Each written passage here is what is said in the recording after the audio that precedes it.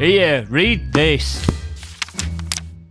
Woof. So I've been talking a lot about Scots recently on the podcast, thanks to the Ferguson collection coming out. Talked about Ferguson's opinions on writing in Scots, as well as the experience of writing in it today.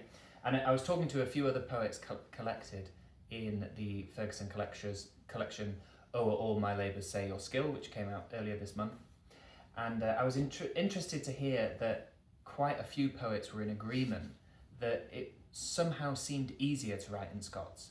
There seems to be a way Scots has of just working out for you as a poet, as you're trying to problem solve and literally rhyme ideas together, but also try and make little conceptual bridges between certain sets of images.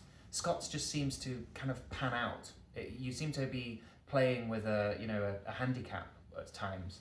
And I had this affirmed for me both by other poets like myself who are English writing in Scots, and Scots speakers who write in English.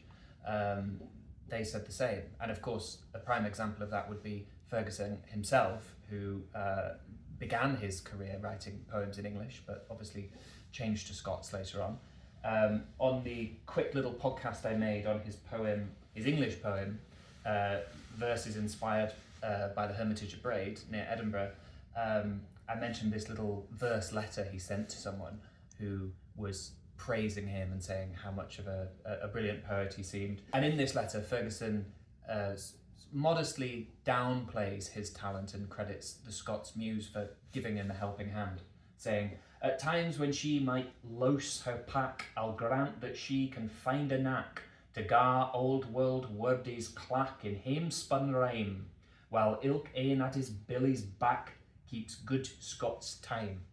Which I think chimed with what the people were saying at this launch, that you just have an advantage writing in Scots that you don't have in English.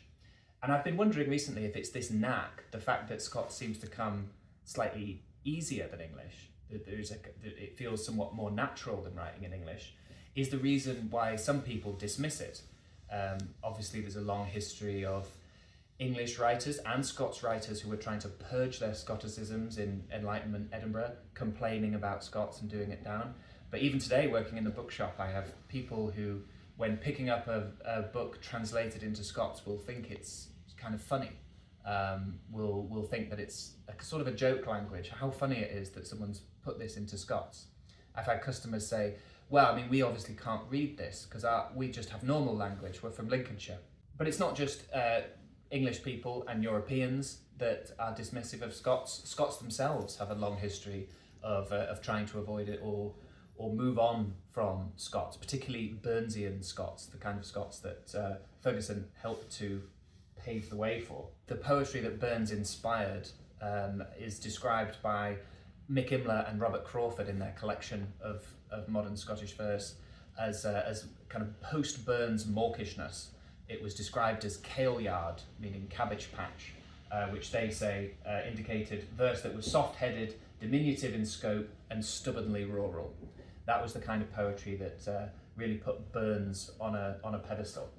Then Edwin Muir felt that Scotsmen feel in one language and think in another, and felt that people continuing to write in the Scottish dialect were regressing to childhood, escaping from the responsibility of the whole reason to the simplicity and irresponsibility of the infant mind.